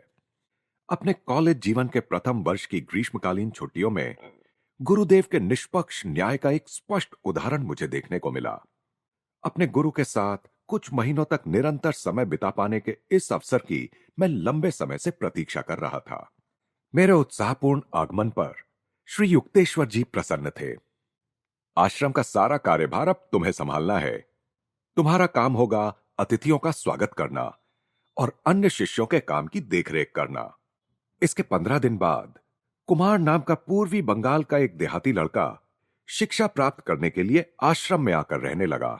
अत्यंत बुद्धिमान होने के कारण वह शीघ्र ही गुरुदेव का प्रेम पात्र बन गया। किसी अगम्य कारण से इस नए आश्रमवासी के प्रति श्री युक्तेश्वर जी ने अनालोचनात्मक रवैया भी अपनाया हुआ था। कुमार के आश्रम में प्रविष्ट होने के लगभग 1 माह के बाद गुरुदेव ने मुझे आदेश दिया, मुकुंद, अब तुम्हारा कार्य कुमार संभालेगा। तुम अपना समय झाड़ू लगाने और खाना बनाने में लगाओ। नेता बनाए जाने से कुमार आश्रम में तानाशाही करने लगा। मूक विद्रोह के रूप में अन्य शिष्य दैनिक परामर्श के लिए मेरे पास ही आते रहे। 3 सप्ताहों तक यही चलता रहा। फिर एक दिन मेरे कानों में कुमार और गुरुदेव के बीच चल रहा यह संवाद पड़ा। मुकुंद के कारण मेरे काम में दिक्कत हो रही है, कुमार कह रहा था। आपने आश्रम की देखभाल का काम मुझे सौंपा है, फिर भी अन्य सभी लोग उसी के पास जाते हैं और उसी का कहना मानते हैं। इसीलिए मैंने उसे रसोई घर का और तुम्हें बैठक खाने का काम दिया, ताकि तुम्हारी समझ में यह आ सके कि एक योग्य नेता में सेवा करने की इच्छा होती है, अधिकार चलाने की नहीं। श्री युक्तेश्वर जी का कठोर स्वर कुमार के लिए बिल्कुल नया था। तुम्हें मुकुंद का पद चाहिए था, परंतु उसके योग्य बनकर तुम उस पद को संभाल नहीं सके। अब तुम अपने पुराने पद पर रसोइये के सहायक के रूप में काम करो। गर्भहरण की इस घटना के बाद गुरुदेव ने पुनः कुमार के प्रति अस्वाभाविक तुष्टिकरण की नीति अपना ली। आकर्षण का रहस्य कौन समझ सकता है? कुमार में श्री युक्तेश्वर जी को एक सुंदर फव्वारा नजर आ रहा था, परंतु ऐसा फव्वारा जो अपने गुरु भाइयों के लिए फुहारे नहीं छोड़ता था। यह नया लड़का स्पष्टतया गुरुदेव को सबसे प्रिय हो गया था, परंतु इससे मैं कभी हतोत्साहित नहीं हुआ। वैयक्तिक स्वभावगत विलक्षणताएं जो सिद्ध पुरुषों में भी होती हैं, जीवन के चित्र को विविध रंगी बनाती हैं। छोटी छोटी बातों का मेरे मन पर प्रभाव नहीं पड़ता। यह मेरे स्वभाव में ही नहीं है। मैं श्री युक्तेश्वर जी से बाह्य स्तुति की अपेक्षा कहीं अधिक महान लाभ पाने का आकांक्षी था। एक दिन कुमार ने अकारण ही मुझ पर विष उगल दिया। मैं आहत हुआ। तुम्हारा दिमाग घमंड से फटने की सीमा तक फूल गया है। आगे मैंने एक चेतावनी भी जोड़ दी, जो अंतः प्रेरणा से मुझे लगा कि सच होकर रहेगी। यदि तुमने अपने तौर तरीकों में सुधार नहीं किया तो किसी दिन इस आश्रम से निकाल दिए जाओगे। व्यंग की हंसी हंसते हुए कुमार ने मेरे शब्दों को दोहराते हुए गुरुदेव को सुनाया, जो उसी समय वहां आ पहुंचे थे। डांट पड़ने की पूर्ण आशा करते हुए मैं सकपकाकर एक कोने में खड़ा हो गया। शायद मुकुंद ठीक ही कह रहा है। गुरुदेव के असाधारण रूप से शुष्क शब्द सुनाई दिए। एक वर्ष बाद कुमार अपने गांव जाने के लिए निकल पड़ा। उसने श्री युक्तेश्वर जी की मौन अस्वीकृति की अवहेलना की, जो कभी अपने शिष्यों के आने जाने के मामलों में अधिकार पूर्वक हस्तक्षेप नहीं करते थे। कुछ महीनों के बाद जब वह लौट कर आया तो उसमें एक प्रकार का दुखद परिवर्तन स्पष्ट दिखाई दे रहा था। तेजस्वी चेहरे का राजसी कुमार अब लुप्त हो गया था। केवल एक साधारण देहाती अब हमारे सामने खड़ा था, जिसने कई बुरी आदतें भी अपना ली थीं। गुरुदेव ने मुझे बुला लिया और भग्न हृदय से मुझसे चर्चा करते रहे कि कुमार अब आश्रम के सन्यास जीवन के योग्य नहीं रहा। मुकुंद, कल ही कुमार को आश्रम छोड़कर चले जाने के लिए कहने का काम मैं तुम पर छोड़ता हूं। मैं स्वयं इसे नहीं कर सकता। श्री युक्तेश्वर जी की आंखें भर आईं, परंतु उन्होंने शीघ्र ही स्वयं पर काबू पा लिया। यदि यह लड़का मेरी बात मानता और जाकर अवांछनीय संगति में नहीं पड़ता तो इस हद तक कभी नहीं गिरता। इसने मेरे संरक्षण को ठुकरा दिया है। अभी निर्दय संसार के ही उसका गुरु बने रहने की आवश्यकता है। कुमार के चले जाने से मुझे कोई खुशी नहीं हुई। दुखी अंतःकरण से मैं सोचता रहा कि जिसमें एक सिद्ध पुरुष का प्रेम जीत लेने की शक्ति थी, वह भी कितनी आसानी से संसार के प्रलोभनों में फंस गया। मनुष्य में सुरा और सुंदरी के उपभोग की नैसर्गिक लालसा रहती है। उनका आनंद लेने के लिए किसी सूक्ष्म बोध क्षमता की आवश्यकता नहीं रहती। इंद्रियों की धूर्तता की तुलना सदाबहार करवीर के पौधे के साथ की जा सकती है, जिसके गुलाबी पुष्पों से सुगंध आती रहती है, पर इसके अंग प्रत्यंग में विष भरा होता है। तृप्ति का धाम तो अंतर में स्थित है, जो उस सुख से दीप्तिमान है जिसे हजार बाह्य दिशाओं में अंधों की तरह ढूंढा जा रहा है। कुमार की तीक्ष्ण बुद्धि की चर्चा करते हुए एक दिन गुरुदेव ने कहा, तीक्ष्ण बुद्धि एक दुधारी तलवार है। इसका उपयोग अच्छे के लिए भी हो सकता है और बुरे के लिए भी। इससे अज्ञान के फोड़े को चीर डाला जा सकता है या अपनी गर्दन को भी काटा जा सकता है। मन को जब यह स्वीकार हो जाता है कि आध्यात्मिक नियम से बचा नहीं जा सकता, तभी बुद्धि उचित मार्ग पर चलती है। मेरे गुरु अपने पुरुष और स्त्री शिष्यों को अपनी संतान मानकर उनसे खुलकर मिलते थे। उनकी आत्मा की समानता को जानते हुए वे उनमें कोई भेद नहीं करते थे और कोई पक्षपात नहीं दर्शाते थे। वे कहते थे, नींद में किसी को यह पता भी नहीं चलता कि वह पुरुष है या स्त्री। जिस प्रकार स्त्री का वेश धारण कर लेने से कोई पुरुष स्त्री नहीं बन जाता, उसी प्रकार आत्मा स्त्री या पुरुष का रूप धारण कर लेने पर भी अपरिवर्तित ही रहती है। आत्मा ईश्वर का निर्विकार निर्गुण प्रतिरूप है। श्री युक्तेश्वर जी स्त्री को पुरुष के अधः पतन का कारण नहीं मानते थे और न कभी स्त्रियों को टालने का प्रयास करते थे। वे कहा करते थे कि स्त्री को भी पुरुष आकर्षण के प्रलोभन का सामना करना पड़ता है। मैंने एक बार उनसे पूछा कि एक प्राचीन महान संत ने स्त्री को नर्क का द्वार क्यों कहा है। श्री युक्तेश्वर जी ने तीखे स्वर में कहा, नव युवावस्था में कोई लड़की उनकी मन शांति में बाधक सिद्ध हुई होगी, अन्यथा वह स्त्री को नहीं बल्कि अपने आत्म संयम की अपूर्णता को दोष देते। यदि किसी आगंतुक ने विकारमयी बातों का संकेत भी देने वाली कोई कहानी आश्रम में बताने की धृष्टता कर ही दी, तो गुरुदेव उसकी ओर से ध्यान हटाकर मौन हो जाते थे। वे शिष्यों से कहते, सुंदर चेहरे के उत्तेजक चाबुक के प्रहार अपने ऊपर मत होने दो। इंद्रियों के दास जगत का आनंद कैसे ले सकते हैं? जब वे वासना के कीचड़ में रेंगते रहते हैं तो जगत के सूक्ष्म रसों का आनंद उनकी पकड़ में आता ही नहीं। वासनाओं में आसक्त मनुष्य का विवेक खो जाता है, उसे अच्छे बुरे का भेद भी पता नहीं चलता। माया जनित काम वासना से बचने की इच्छा करने वाले शिष्यों को श्री युक्तेश्वर जी से धैर्यपूर्ण एवं समझदारी से ओतप्रोत मार्गदर्शन मिलता था। वे कहते थे, जिस प्रकार भूख का एक यथार्थ उद्देश्य है परंतु लोलुपता का नहीं, उसी प्रकार काम प्रवृत्ति को भी प्रकृति ने केवल प्रजाति के प्रवर्तन के लिए बनाया है, कभी तृप्त ना हो सकने वाली वासनाओं को जगाने के लिए नहीं।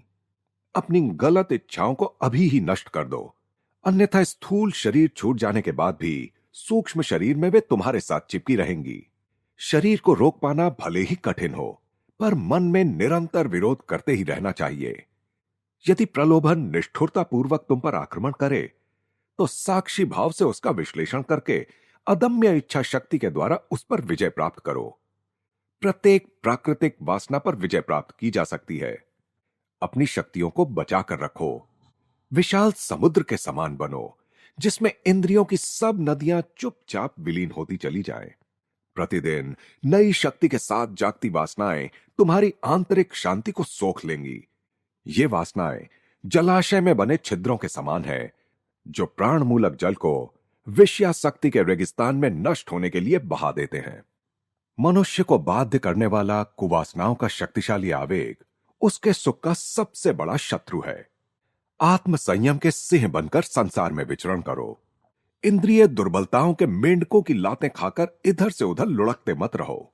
सच्चा साधक अंततः नैसर्गिक वासनाओं की विवशता से मुक्त हो जाता है। मानवीय स्नेह की अपनी आवश्यकता को वह उस ईश्वर की लालसा में बदल देता है जो एकमात्र प्रेम है, क्योंकि वह सर्वव्यापी है। श्री युक्तेश्वर जी की मातुश्री काशी के राणा महल मोहल्ले में रहती थीं, जहां मैं अपने गुरु से मिलने प्रथम बार गया था। वे करुणामय और दयालु थीं, परंतु सुनिश्चित मतों की भी थीं। एक दिन मैं उनकी बालकनी में खड़ा मां बेटे को वार्तालाप करते देख रहा था। अपनी शांत तर्क संगत पद्धति से श्री युक्तेश्वर जी उन्हें कोई बात समझाने का प्रयास कर रहे थे, परंतु वे उसमें सफल होते प्रतीत नहीं हो रहे थे, क्योंकि माताजी जोर जोर से सिर हिलाकर विरोध कर रही थीं। नहीं नहीं मेरे बेटे, अभी तुम चले जाओ। तुम्हारा ज्ञानोपदेश मेरे काम का नहीं है। मैं तुम्हारी शिष्या नहीं हूं। डांट खाए बालक की तरह श्री युक्तेश्वर जी आगे एक भी शब्द मुंह से निकाले बिना चुपचाप वहां से हट गए। मां के अनुचित बर्ताव में भी उनके प्रति श्री युक्तेश्वर जी का महान आदर देखकर मैं गदगद हो गया। माताजी उन्हें केवल अपने छोटे से बच्चे के रूप में देख रही थी, एक ज्ञानी के रूप में नहीं। इस छोटी सी घटना में भी एक मनोज्ञता थी। इसमें मेरे गुरु के असाधारण स्वभाव पर प्रकाश पड़ रहा था। अंदर से विनम्र, परंतु बाहर से फौलाद। एक बार सांसारिक संबंधों को तोड़ लेने के बाद संन्यास धर्म स्वामियों को संसार से किसी प्रकार का संबंध बनाए रखने की अनुमति नहीं देता।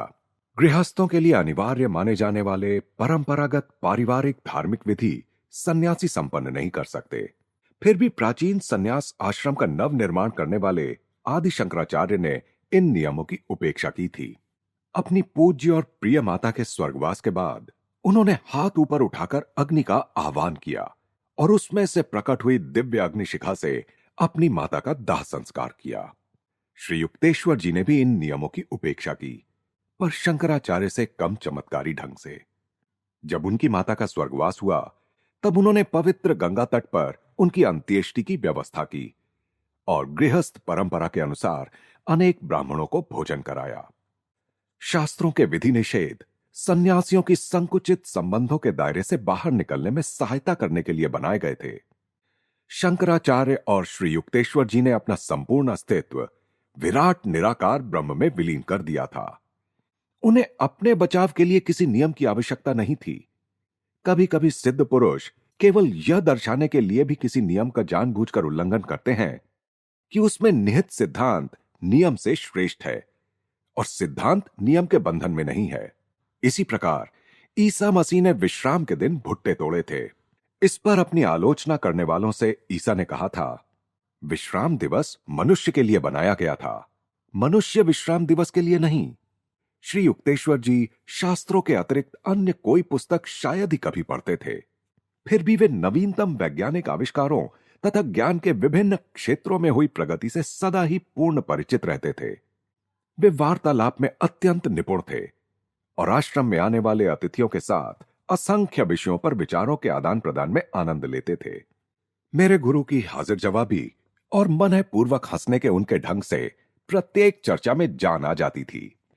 वे प्रायः गंभीर तो रहते थे, पर कभी उदास नहीं रहते थे। बाइबल के एक वचन को उद्धृत करते हुए वे कहते थे, ईश्वर को पाने के लिए मनुष्य को अपना चेहरा विकृत करने की आवश्यकता नहीं। इसे सदा याद रखो कि ईश्वर को पाने का अर्थ होगा सभी दुखों का अंत। जो अनेक दार्शनिक, प्राध्यापक, वकील और वैज्ञानिक आश्रम में आते रहते थे, उनमें पहली बार आने वाले कई लोग यह सोचकर आते थे कि उनकी मुलाकात किसी रूढ़िवादी धार्मिक व्यक्ति से होने वाली है।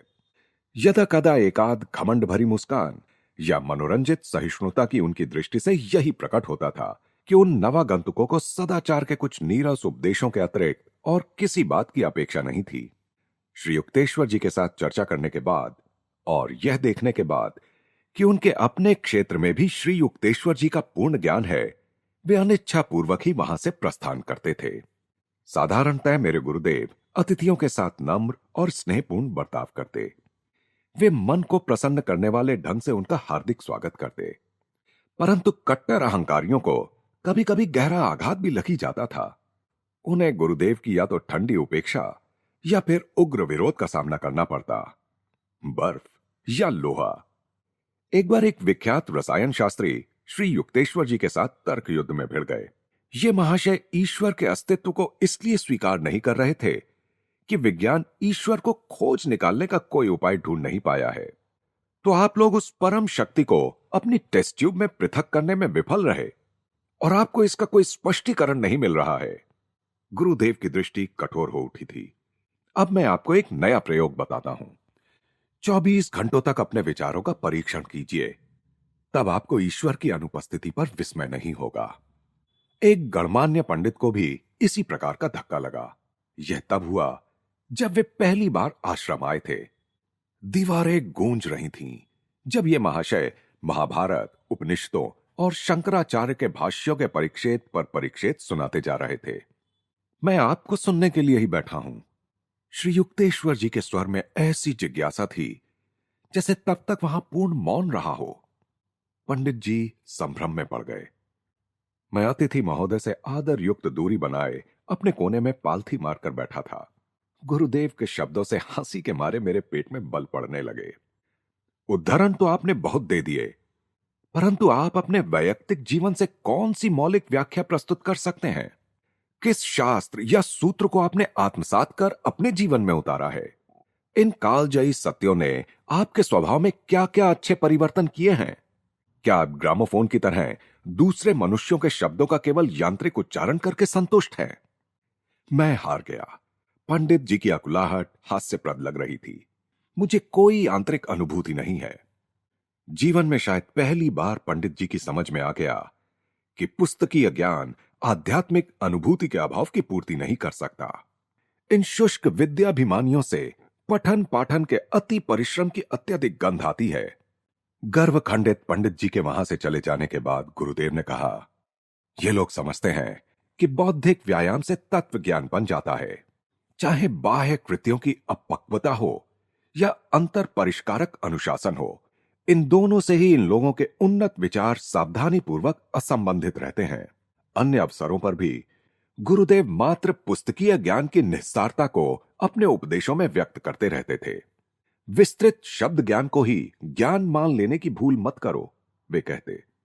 यदि एक समय पर एक ही श्लोक को लेकर धीरे धीरे आत्मसात किया जाए तो धर्मशास्त्र आंतरिक अनुभूति की जिज्ञासा जगाने में लाभकारी हो सकते हैं। अन्यथा निरंतर बौद्धिक अध्ययन से मिथ्याभिमान, झूठा संतोष और अपरिपक्व ज्ञान से अधिक कुछ भी प्राप्त नहीं होता। शास्त्रों के अध्ययन का अपना एक अनुभव श्री युक्तेश्वर जी बताया करते थे। स्थान था पूर्वी बंगाल के एक वन में स्थित आश्रम, जहां उन्होंने एक विख्यात गुरु श्री डबरू बल्लभ की पद्धति का अवलोकन किया। उनकी पद्धति, जो प्राचीन भारत में प्रयोग में लाई जाती थी, सरल भी थी और साथ ही कठिन भी। डबरू वल्लभ ने उस एकांत तपोवन में अपने शिष्यों को अपने पास बिठा लिया था। पावन श्रीमद् भगवत गीता की पुस्तकें उनके सामने खोली थीं। वे लोग आधे घंटे तक एक श्लोक को स्थिर दृष्टि से देखते रहे। फिर उन्होंने आंखें बंद कर लीं और आधा घंटा बीत गया। अब गुरु ने उस पर संक्षिप्त भाष्य किया। निश्चल अवस्था में उन्होंने फिर से 1 घंटे तक ध्यान किया। अंततः गुरु ने कहा, अब यह श्लोक तुम लोगों की समझ में आ गया? जी गुरुदेव, शिष्य मंडली में से एक ने यह उत्तर देने का साहस कर लिया। नहीं, पूरी तरह से नहीं। उस आध्यात्मिक प्राण को पहचानने की चेष्टा करो जिसने इन शब्दों को शत शत वर्षों से भारत को नवजीवन प्रदान करने की शक्ति दी है। फिर 1 घंटे तक मौन चिंतन चला। तत्पश्चात गुरु ने शिष्यों को छुट्टी दे दी और श्री युक्तेश्वर जी की ओर मुड़कर उन्होंने कहा, आपको भगवत गीता का ज्ञान है? नहीं महाराज, मैं उसे ठीक से समझ नहीं पाया हूं। यद्यपि मेरे नेत्र और मन कई बार उसके पन्नों को पढ़ चुके हैं। सैकड़ों लोगों ने आज तक मुझे इससे भिन्न उत्तर दिया। महात्मा श्री युक्तेश्वर जी को आशीर्वाद देने की मुद्रा में मुस्कुराए। यदि शास्त्र संपदा के बाह्य प्रदर्शन में ही कोई व्यस्त रहे तो अमूल्य रत्नों के लिए अंतर में डुबकी लगाने का समय ही कहां बचता है। श्री युक्तेश्वर जी स्वयं अपने शिष्यों को भी इसी एकाग्रता की तीव्र पद्धति से अध्ययन कराते थे। ज्ञान आंखों से नहीं, अणु परमाणुओं से आत्मसात किया जाता है। वे कहते, जब सत्य का तुम्हारा ज्ञान केवल तुम्हारे दिमाग में ना रहकर तुम्हारे संपूर्ण अस्तित्व में समा जाएगा, तभी तुम उसके अर्थ के बारे में कुछ कह सकते हो। किसी शिष्य में यह मानने की प्रवृत्ति होती कि ब्रह्म ज्ञान प्राप्त करने के लिए पहले पुस्तकीय ज्ञान होना आवश्यक है, तो वे उसका निराकरण करते थे। वे कहते, ऋषियों ने केवल एक वाक्य में ऐसा गहन अर्थ भर रखा है कि उस पर भाष्य करने वाले पंडित युग युगांतर से उसी में व्यस्त हैं। अंतहीन साहित्यिक वाद विवाद प्रमादी मन का लक्षण है। इस विचार से अधिक शीघ्रता से मुक्ति दिलाने वाला और क्या हो सकता है कि ईश्वर है, बल्कि केवल ईश्वर। किंतु मनुष्य इस मूल सरलता की ओर आसानी से नहीं लौटता। बुद्धिवादी का लक्ष्य शायद ही कभी ईश्वर होता है। उसे विद्यालंकृत शब्दाडंबर ही अधिक भाता है। उसका अहंकार इसी में तृप्त हो जाता है कि वह इतने गहन पांडित्य को समझ सकता है। जिन लोगों में अपनी धन संपत्ति का या सामाजिक मान मर्यादा का अहम भाव होता था, उनके साथ यह संभावना सदा ही बनी रहती थी कि गुरुदेव के सानिध्य में आने पर उनकी विविध संपदाओं में विनम्रता धन भी जुड़ जाए। एक बार पुरी में सागर तट पर स्थित उनके आश्रम में वहां के एक मजिस्ट्रेट मिलने आए। यह मजिस्ट्रेट महोदय अपनी निष्ठुरता के लिए जाने जाते थे और हमें आश्रम से बेदखल करना उनके पूर्ण अधिकार में था। मैंने गुरुदेव को इस तथ्य से अवगत कराया, परंतु गुरुदेव पर उसका कोई प्रभाव नहीं पड़ा। मजिस्ट्रेट को कोई विशेष महत्व न देकर वे साधारण भाव से बैठे रहे और उनके आने पर उनका स्वागत करने के लिए खड़े भी नहीं हुए। किंचित अधीरता के साथ मैं दरवाजे के पास बैठ गया। श्री युक्तेश्वर जी ने मुझसे मजिस्ट्रेट के लिए कुर्सी लाने को भी नहीं कहा, अतः उन्हें लकड़ी के एक डिब्बे पर बैठकर ही संतोष करना पड़ा। अपने पद की गरिमा के अनुसार स्वागत किए जाने की उनकी किसी भी आशा की पूर्ति नहीं हुई। आध्यात्मिक चर्चा आरंभ हुई। मजिस्ट्रेट महोदय शास्त्रों का अर्थ बताने में गलतियों पर गलतियां करते गए और जैसे जैसे गलतियां करते जाते थे वैसे वैसे उनका क्रोध बढ़ता गया। आप जानते हैं कि मैं एमए की परीक्षा में प्रथम आया था। उनकी बुद्धि जवाब दे चुकी थी, पर चिल्लाना उन्हें अब भी आता था। मजिस्ट्रेट महोदय, आप भूल रहे हैं कि यह आपकी अदालत का कमरा नहीं, गुरुदेव ने शांत भाव से कहा। आपकी बचकानी बातों से तो यही लगता है कि आपका विद्यार्थी जीवन कोई विशेष प्रतिभावान नहीं रहा, और वैसे भी यूनिवर्सिटी की डिग्री का वैदिक ज्ञान के साथ कोई संबंध नहीं है। संत अकाउंटेंटों की भांति प्रतिवर्ष समूह में नहीं निकलते। कुछ देर तो मजिस्ट्रेट महोदय स्तब्ध रह गए, फिर दिल खोलकर हंसने लगे। पहली बार किसी दैवी मजिस्ट्रेट के साथ मेरा सामना हुआ है, उन्होंने कहा। बाद में उन्होंने कानूनी शब्दों से भरी भाषा में, जो उनके व्यक्तित्व का एक हिस्सा ही बन चुकी थी, अस्थायी यानी प्रोबेशनरी शिष्य के रूप में स्वीकार किए जाने का औपचारिक निवेदन किया। लाहिड़ी महाशय की तरह ही श्री युक्तेश्वर जी ने भी अनेक अवसरों पर संन्यास ग्रहण के इच्छुक अपरिपक्व शिष्यों को उससे परावृत किया। ये दोनों ही गुरु कहते थे, ईश्वरानुभूति का अभाव होते हुए भी गेरुआ वस्त्र धारण करने का अर्थ समाज को ठगना है। त्याग के इन बाह्य प्रतीकों का विचार मत करो, जो तुम में झूठा अहंकार उत्पन्न करके तुम्हारी हानि कर सकते हैं। तुम्हारी स्थिर दैनिक आध्यात्मिक प्रगति के अलावा और किसी बात का कोई महत्व नहीं है, और उसके लिए क्रिया योग का उपयोग करो। किसी व्यक्ति को योग्य या अयोग्य ठहराने के लिए संतजन एक ही अचल मापदंड को अपनाते हैं, जो संसार के नित्य बदलते रहते मापदंडों से सर्वथा भिन्न है। स्वयं अपनी दृष्टि में भी इतनी बहुरंगी रहने वाली मानव जाति संतों की दृष्टि में केवल दो वर्गों में विभाजित होती है, अज्ञानी जन जिन्हें ईश्वर की तलाश नहीं, और ज्ञानी जन जो ईश्वर की तलाश में रत हैं। मेरे गुरु अपनी जमीन जायदाद से संबंधित प्रत्येक छोटी छोटी बात की भी देखभाल स्वयं करते थे। भिन्न भिन्न अवसरों पर विश्वासघाती लोगों ने गुरुदेव की पैतृक जमीन जायदाद पर कब्जा कर लेने का प्रयास किया था। उन सबको श्री युक्तेश्वर जी ने दृढ़तापूर्वक, यहां तक कि उनके विरुद्ध मुकदमे भी दायर करके मात दे दी। इन सब दुखदायी अनुभवों से उन्हें इसलिए गुजरना पड़ता था क्योंकि वे भिक्षाजीवी गुरु नहीं बनना चाहते थे, ना ही वे अपने शिष्यों पर बोझ बनना चाहते थे। आर्थिक स्वतंत्रता भी एक कारण थी कि मेरे प्रखर स्पष्ट वक्ता गुरु कूटनीति के छल कपट से पूर्णतया अनभिज्ञ थे। उन गुरुओं के विपरीत जिन्हें उनका भार वहन करने वाले दाताओं के अहम भाव को संतुष्ट करना पड़ता है, मेरे गुरु दूसरों के धनैश्वर्य के प्रत्यक्ष या सूक्ष्म किसी प्रकार के प्रभाव में नहीं आते थे। मैंने उन्हें किसी से किसी भी काम के लिए पैसा मांगते या उसका संकेत भी करते कभी नहीं सुना। उनके आश्रम की शिक्षा सभी शिष्यों के लिए निःशुल्क थी। एक बार श्रीरामपुर आश्रम में सम्मान देने के लिए अदालत का एक कर्मचारी आया। कन्हाई नाम का एक शिष्य और मैं उसे गुरुदेव के पास ले गए। श्री युक्तेश्वर जी के प्रति उस कर्मचारी का रवैया अपमानजनक था। आपकी भलाई अब इसी में है कि आप अपने इस आश्रम की छाया से बाहर निकलकर जरा अदालत की सत्यनिष्ठ हवा खाएं, उसने अपमान सूचक स्वर में कहा। मैं अपने पर काबू नहीं रख सका। इसके आगे यदि गुस्ताखी का एक भी शब्द तुम्हारे मुंह से निकला तो तुम अभी यहीं धूल चाटते नजर आओगे। मैं उसी इरादे से उसकी ओर बढ़ने लगा। कन्हाई भी उस कर्मचारी पर चिल्ला रहा था, अरे दुष्ट, तुम्हारी यह हिम्मत कि तुम अपनी दुष्टता को इस पवित्र आश्रम में भी ले आए। किंतु गुरुदेव उस कर्मचारी के रक्षक बनकर उसके सामने खड़े हो गए। अकारण उत्तेजित होने की आवश्यकता नहीं। यह आदमी केवल अपने कर्तव्य का पालन कर रहा है। वह कर्मचारी इन विभिन्न प्रकारों से होते अपने स्वागत को देखकर चकित रह गया और आदर पूर्वक क्षमा मांगकर वहां से द्रुत गति से चलता बना। बड़ा आश्चर्यजनक था यह देखना कि एक उग्र इच्छा शक्ति वाला सिद्ध पुरुष अंदर से इतना शांत शीतल भी रह सकता था। वेदों में संत के विषय में दी गई परिभाषा श्री युक्तेश्वर जी पर सटीक बैठती थी। वज्रादपि कठोराणी मृदुनी कुसुमादपि, अर्थात जहां दया का प्रश्न है वहां फूलों से भी कोमल, जहां सिद्धांतों का प्रश्न है वहां वज्र से भी कठोर। इस संसार में सदा ही ऐसे लोग होते हैं जो ब्राउनिंग के शब्दों में स्वयं अंधेरे में रहने के कारण प्रकाश को सहन नहीं कर सकते। कभी कभी कोई आदमी आकर अपनी किसी काल्पनिक शिकायत पर श्री युक्तेश्वर जी को भला बुरा कह देता।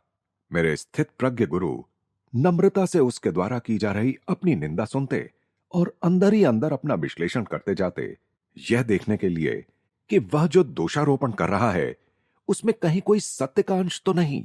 ऐसे प्रसंग गुरुदेव की अप्रतिम उक्तियों का मुझे स्मरण करा देते। कुछ लोग दूसरों के सिर काटकर स्वयं ऊंचा बनने का प्रयास करते हैं। साधु संतों की अचल शांति उपदेशों से कहीं अधिक प्रभावकारी होती है। जिसका अपने क्रोध पर नियंत्रण हो वह महाबलवान से अधिक बलवान है। जिसने अपने आप को जीत लिया हो वह राज्य विजेता से बड़ा विजेता है। अनेक बार मेरे मन में यह विचार आता कि यदि मेरे तेजस्वी गुरु का मन ख्याति या सांसारिक उपलब्धियों पर केंद्रित हो जाता तो वे आसानी से सम्राट या विश्व को थर्रा देने वाले योद्धा बन सकते थे। परंतु इसके बदले उन्होंने क्रोध और अहंकार के उन आंतरिक दुर्गों को ध्वस्त करना पसंद किया जिनके पतन में मनुष्य की चरम उपलब्धि निहित है।